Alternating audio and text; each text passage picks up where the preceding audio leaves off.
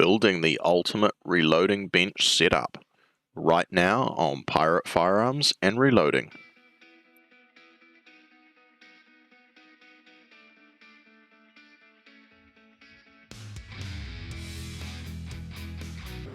Hey folks, so with a bit of luck, this is the last time I'm reloading on this tiny little flimsy workbench, and I'm quite excited about it actually. So one of the main reasons I'm changing it out is purely because of the lack of space. As you can see, there's a whole lot of stuff here. I've got a few knickknacks which obviously take up a little bit of space too, but it's a very small workbench and it's not very stable. So trusty hula bobble, and I'm just going to demonstrate how much this bench actually moves. So at present I'm loading some 44 Magnum, so I'll just put my powder charge in. Just take a gander at how much it actually vibrates.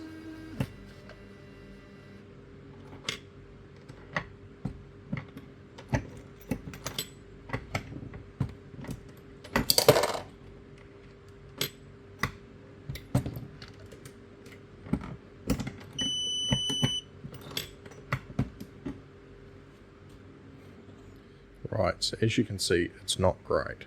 The layout kind of works for me. I'm not too upset in how everything's laid out, but a little bit more bench space would be fantastic.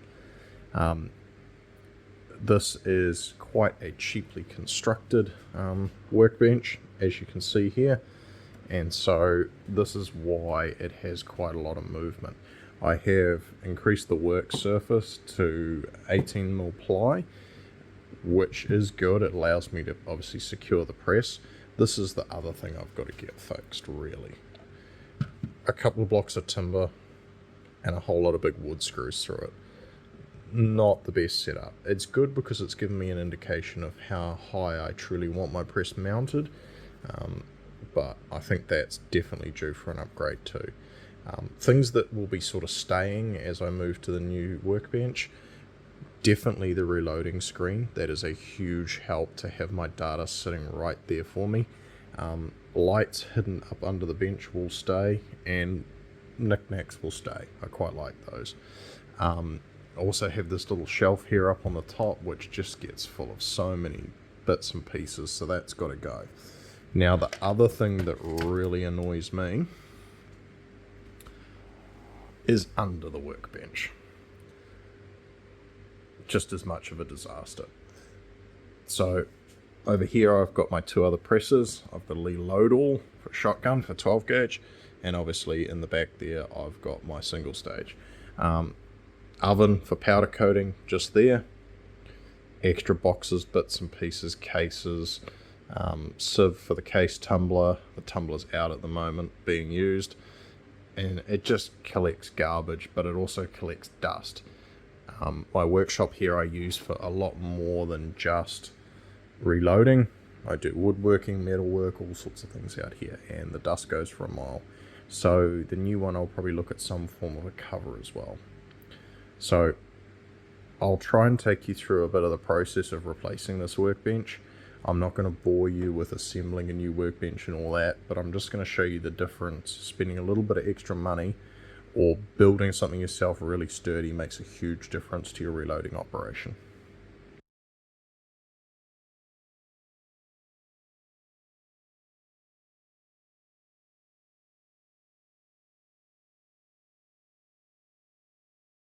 Well folks, I've finally got there. I've got my new reloading bench set up, 99% done. A little bit more tidying. I'm waiting on a few more pegs for the square peg board. They're still in transit at the moment, but beyond that it's pretty much good to go, and I'm about to do my first lot of reloading on this nice new bench. So as I talked about before, my previous bench was highly unstable. This is quite the opposite. So this is still a kit set workbench. I haven't built it from scratch or anything. Did come flat pack, but the whole thing itself weighed about 40 kilos in the box. So now that I've added all my equipment to it and put all my stuff away in the cupboards here, this is a very heavy unit, and therefore it's weighing it down nicely, and it doesn't seem to get the vibration. So you may have already seen a couple of videos on this new bench. I did one here with the lime and brass smith and how I measure my black powder, and I also did one with my Hornady precision measurement station up there, and I talked about it being at eye level, so obviously you can see it's substantially higher. So I'm one of those weird people who likes to stand and reload, so having that up, it's not quite eye level, it's just below, but it works really well for me, and it gives me a really good view of the digital screen on the indicator, which is just off the camera at the moment. So I'm going to go freehand here for a second, and I'm going to show you what's going on. So this is a Terran workbench. I'm not sure whether these are available all around the world, but there's a few companies here in New Zealand that do import them. They're obviously Chinese made, pretty hard to escape that these days. So what we've got down here, I have got all my dies and my turrets set up in here. It needs a bit more organization, but at this stage going nicely. In both these cupboards down here, I have all my brass nicely in labeled containers, and I can fit 2 rows of these containers back. So these are each 2-litre containers, and so obviously I can fit 16 in there, and I can tuck a few things down the side as well. So this other one's exactly the same, and I've got a couple of blocks of timber in there to make some loading blocks. Just stashing them in there for safety. And of course in this drawer, collection of primers and instruction manuals. I still need to tidy this up, but ultimately this gives me a really nice little setup, and everything's out of the way, it's out of the dust. It's so much better than what I had before. You see the previous footage, it was just utter garbage underneath. The other cool thing about this particular workbench is on both sides down below, it does also have pegboard. Same square pegboard again, and allows you to just hang things. So I hung my favorite little tomahawk that I throw all the time, and the good old bugger salt for when the flies annoy me, down there on the side. The other side I've used for cable management, so I'll show you that in a minute.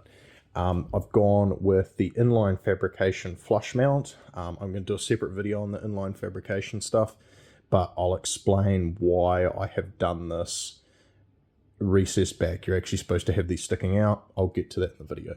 So obviously got my case prep center here on the far left hand side. Because there's no barrier here on the side, I can come and work at it from the side. Charge master here in the middle like it's always been, but now this workbench is a bit bigger. I've been able to move that charge master further over to the left here, which means that I'm not smacking my elbows on the bin mounts here. In the corner, knickknacks, and I've added a pegboard side panel here, which allows me to mount a few extra things. I've got a 12 volt like cigarette socket down here, which provides power to my LED lights on my press, and I can obviously unplug that when I change presses and plug in the other set of lights for that press. It also, I've got 12 volts at 10 amps, so I can run other 12 volt accessories there if I need to. I've moved my screen up. You know, when I talked about reloading logbooks and that, I do keep a screen up here, obviously off at the moment. I also have a Chromecast with Google TV plugged in here because this is my workshop and I spend a fair bit of time out here. I can always put YouTube or the music on in the background, which is kind of cool. Google Home, not necessary, but I find I use the Google Assistant for a lot of stuff. Obviously the remote, and this is the first shelf here. So fantastic funnel set from Area 419. Measurement station, brass smith, box of tissues for cleaning up spills, blowing noses, and then up the top here, it's kind of still a disaster on the top shelf. just spare bits and pieces, markers for marking my loaded ammunition so I can identify it easily. So that's ultimately the setup. I do have stuff mounted to the back of this as well. This is freestanding, it's not up against a wall. And this back panel kit is from a company called Hafco. I have seen them on international websites, so you can probably get this stuff. This is actually a like a clamp-on workbench arrangement. What I have done though is I've mounted a bit further back, put a spacer in, and in here before I put the upright post on, I've put a screw down here, and I've also put a screw down here with the little hole I've drilled there in the front. Now these come in grey like the shelf, but I figured because my cupboards down below are two-tone, how can you go wrong with flat black, right? So all the back panel's flat black, shelves are grey, kind of ties in with the cupboards below. I will be mounting LED lights up under the shelf here. I'm not going to go crazy because I've got pretty good lighting in my workshop, but I'm probably just going to run a strip of those sort of flat connect together LEDs rather than the strip light. They're a bit nicer, produce a nicer color, even dispersal. I don't think I'll end up putting ones up under this shelf here because there's kind of enough light on there anyway, and I'm not really working up there apart from using obviously the indicator. A little behind the scenes here. Cable management is possibly not the best way to describe this, but I've used this other side to mount all my power connectors. As you probably know, when you have a reloading bench and a screen and all that, you do need a few things plugged in. So that's all hooked up down on that side. This workbench is rock solid compared to the last one. There'll always be a little bit of movement in every workbench unless you're going to bolt it to the wall and bolt it to the floor. But this one is substantially more stable, and I look forward to getting back into some reloading on this nice new setup. If you have any questions about what I've done or want any advice, please hit me up in the comments down below. If you're not subscribed, please do so. Only about 3% of the people viewing these videos are subscribed. It's free and it helps me out and helps the channel out immensely. It allows me to continue creating the content that you like. Happy shooting, and I'll catch you in the next one. Thanks for watching. Don't forget to like this video and subscribe so you don't miss out on anything. And if you found this video helpful, please share it with your friends. If you have any questions, hit me up in the comments below. Catch you next time.